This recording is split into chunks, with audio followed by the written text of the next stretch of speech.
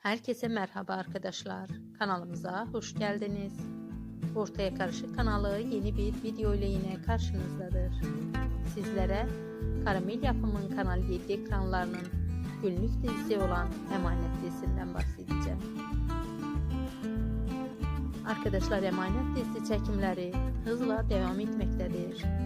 Ve ardı ardına çekilen günlük dizinin yeni bölümleri herkesi hayran bırakıyor ve izleyicileri ekranlara kilitlemeyi başarıyor. Yaman ve Seher arasında yaşananlar merak konusu oldu arkadaşlar. Bakalım Yaman Seher'e kalbini açacak mı? Yoksa Yaman ve Seher arasında soğukluk olacak arkadaşlar. Selim'in evlilik teklifinden sonra Seher'in Selim'e karşı davranışları değişecek mi? Bizden bu kadar arkadaşlar. Videolarımızı izleyip kanalımızı takipte kalın. Yeni dizi olan Emanet'ten gelen yeni haberler, yeni görüntüler Ortaya Karışık kanalında olacaktır. Bizden bu kadar. İyi seyirler.